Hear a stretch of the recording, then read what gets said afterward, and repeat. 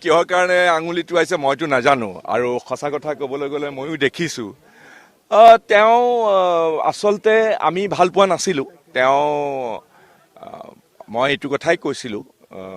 তেওঁক কোৱা নাই মোৰ দলীয় সভাপতিক কৈছিলোঁ যে আমি সকলোৱে সমাজত যিসকলে দায়িত্ব পায় বা দায়িত্ব লয় দায়িত্ববাহী লোকে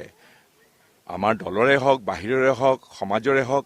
সকলোৱে এনেকুৱা কথা ক'ব নালাগে যিবিলাক কথাই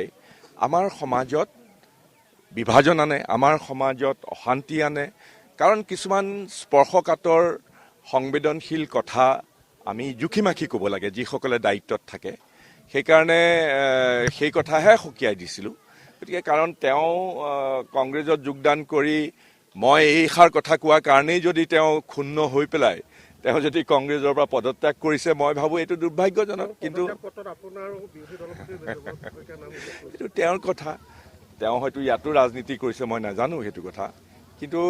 এইবিলাক আচলতে উচিত নহয় মই কৈছোঁ যে আমাৰ সকলোৰে দায়িত্ব আছে মই এইটো কথাই কৈছিলোঁ যে দায়িত্বশীল বা দায়িত্ববাহী লোকে অলপ জুখিমাখি কথা ক'ব লাগে অলপ ভাবি গুণি কথা ক'ব লাগে কাৰণ এনেকুৱা ধৰণৰ কথা ক'ব নালাগে যিবিলাক কথাই আমাৰ মাজত ভুল বুজাবুজিৰ সৃষ্টি কৰে আমাৰ মাজত বিষণ্ণতা আনে আমাৰ মাজত বিভাজন আনে সেইবিলাক কথা ক'ব নালাগে মই এইখিনি কথাই কৈছিলোঁ আমিনো কেতিয়া কৈছোঁ জাতিতকৈ কংগ্ৰেছ ডাঙৰ বুলি কংগ্ৰেছে জাতিটোক শক্তিশালী কৰিবৰ কাৰণে সেই তেতিয়াৰ পৰা তেওঁ চাগে পাহৰি যায় অসমৰ ইতিহাস নাজানে গোপীনাথ বৰদলৈ কেনেকৈ অসমীয়াৰ অস্তিত্ব অসমৰ জাতিটোক অসমখনক ধৰি ৰাখিবৰ কাৰণে কেনেধৰণে যুদ্ধ কৰিছিলে কেনেধৰণেৰে গ্ৰুপিঙৰ প্ৰস্তাৱৰ পৰা অসমখনক নিজস্ব পৰিচয় নিজস্ব যিটো আমাৰ সত্তা অসমীয়া সত্তাটো সকলোকে লগত লৈ বৰ অসমক ধৰি ৰাখিবৰ কাৰণে যি ধৰণে গোপীনাথ বৰদলৈৰ দৰে ব্যক্তি আৰু তাৰ পৰৱৰ্তী সময়তো তাৰ আগতেও স্বাধীনতা সংগ্ৰামতো যুগে যুগে কংগ্ৰেছ পৰিয়ালৰ সকলোৱে যি অহোপুৰুষাৰ্থ কৰিছিলে তেওঁ পাহৰি গ'ল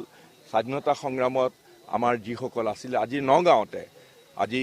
ভোগেশ্বৰী ফুকননীকে ধৰি পেলাই আমাৰ হেমৰাম পাটৰকে ধৰি পেলাই আমাৰ এই যি শ্বহীদসকল কিহৰ কাৰণে কৰিছিলে সকলো কংগ্ৰেছী আছিলে সকলো কংগ্ৰেছ দলটোৰ সদস্য আছিলে ব্ৰিটিছৰ বিৰুদ্ধে যুদ্ধ কৰিছিলে সেই ইতিহাস জানিব লাগে চবেই আৰু সেই ইতিহাসক সন্মান কৰিব লাগে আৰু সেয়া হ'ল কংগ্ৰেছৰ পৰম্পৰা